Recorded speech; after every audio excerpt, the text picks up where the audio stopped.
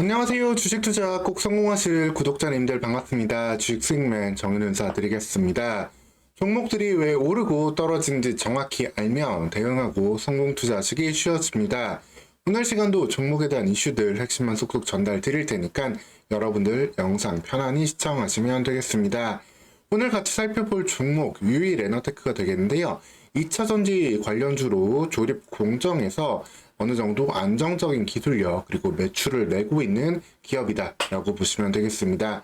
최근에 이제 전고체 배터리 조립 공정까지 해당 사업이 확장될 수 있기 때문에 관련 기대감이 들어오고 있는 부분인데 어떤 모습 볼 수 있을지 유이레너테크 자세히 살펴보도록 하겠습니다.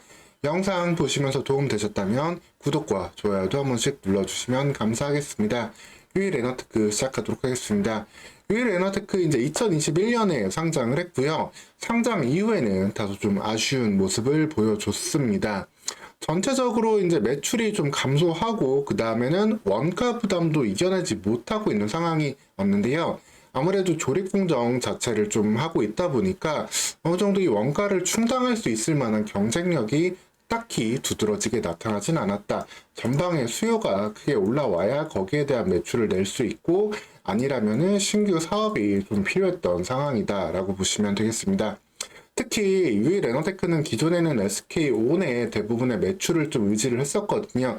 사실 이제 2차전지 배터리 업체들 중에 파우치 형태로 만들 수 있는 곳이 SK온, LG엔솔 정도이기 때문에 관련해서 파우치형으로 조립 공정을 조금 담당하고 있던 유이레너테크는 SK온의 의존도가 상당히 좀 높을 수밖에 없었고 여기에 대한 매출이 조금 감소하는 좀 수주했던 매출이 좀 이연되는 부분을 겪으면서 영업이익이 줄어들게 되었고 이후에는 또 원가 경쟁력에서 조금 뒤떨어지는 모습을 보여줬습니다.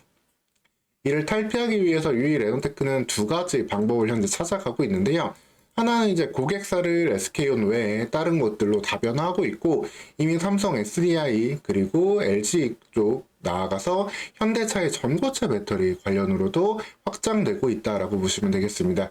그리고 신규 사업으로 이제 제형택의 폐배터리 관련 사업을 이제 지분 투자하면서 관련된 기대감도 한 번씩 들어오고 있는 상황이다. 라고 보시면 되겠습니다. 그래서 제형택 같은 경우에는 뭐 빠르면 2024년에 상장할 수 있는데 관련된 지분을 16% 현재 가지고 있거든요. 그 제형택에 상장할 때 최대 시가총액 1조 정도까지 바라볼 수 있는 곳이기 때문에 해당 제형택의 상장으로도 충분히 지분 가치를 기대할 수 있는 상황이다라고 보시면 되겠습니다.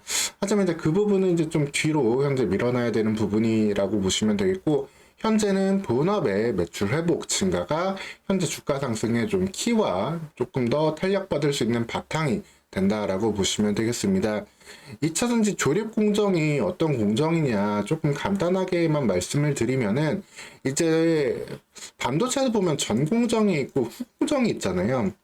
이제 후 공정에서 이제 패키징이랑 테스트를 한다라고 볼 수 있는데 전 공정에서 이제 웨이퍼의 반도체 성질을 만들어주죠. 근데 이제 2차 전지에서는 이 전극 공정이 반도체 전 공정하고 좀 비슷하다라고 보시면 되겠습니다. 양극, 음극 들어간 이제 판을 만들어주고 이거를 프레싱까지 해주는 과정들이 전극 공정. 그리고 여기서 만들어진 것을 반도체도 패키징할 때 이제 요 웨이퍼에서 칩을 잘라서 붙이고 하잖아요. 그런 것처럼 만들어진 이 음극 판을 배터리 크기에 맞게 절단을 합니다. 그리고 이거를 원통형 배터리는 와인딩으로 말아서 줄줄 말아서 조립을 하고요. 그 다음에 파우치 배터리 같은 경우에는 라미네이션 한 다음에 이렇게 층층이 층층 쌓아가지고 원하는 모양으로 만들고 밀봉을 시켜줍니다. 이거 같은 경우에는 상당히 가벼운 소재로 보호막을 씌워주는데 라면 봉지와 비슷한 걸 사용한다라고 보시면 되겠고 농심 쪽에서도 이 포장지는 가져오고 있습니다. 이 중에서 이제 유이레너테크는 이 슬라팅 그리고 노칭 노칭 공정, 노칭 이 조립 공정을 담당하고 있는 그러한 기업이다라고 보시면 되겠습니다. 즉 후공정에서 어떻게 보면 패키징을 한다라고 보시면 되겠고 이렇게 만들어진 배터리 같은 경우에는 이제 충방정 공정에서 마지막으로 2차 전지의 성질을 최종적으로 가져가게 된다라고 보시면 되겠습니다. 이 중간 과정을 담당하고 있기 때문에 사실 상당히 다양한 부분에 그래서 들어갈 수 있는 거예요. 각형 배터리로도 사용할 수 있고 그 다음에 파우치형으로도 사용할 수 있고 다양하게 이제 전고체 배터리까지도 확대할 수 있다라고 보시면 되겠습니다. 그리고 이제 유이레너테크 같은 경우는 현재 파우치 쪽으로 매출이 나오고 있던 거를 각형으로도 확대를 하고 있는데, 사실 각형은 더 많은 곳에서 좀 쓰이고 있는 부분은 있지만 아무래도 부피가 좀 크고 무겁고 좀 갈수록 점유율은 떨어지고 있는 부분이거든요. 그럼에도 매출을 다변화하기 위해서 두 가지에 모두 신경을 쓰고 있는 유일 에너테크가 되고 있다라고 보시면 되겠습니다. 그렇기 때문에 유일 에너테크 SK온에 의존하고 있던 매출 비중이 한때 97%에 달했는데요. 현재는 해당 매출 비중이 40%까지 좀 떨어지고 다양한 고객사로 매출을 변화시키고 있다라고 보시면 되겠습니다. 예전 같은 경우는 이 주요 고객 A가 모든 매출을 다 가져갔는데, 이제는 삼성 SDI 그리고 LG 쪽 다양하게 고객사를 좀 다변화했다. 이를 통해서 매출의 확대, 그리고 좀 어느 정도 이익 측면에서도 안정감을 가져갈 수 있는 부분을 좀 기대해 볼 수 있다라고 보시면 되겠습니다.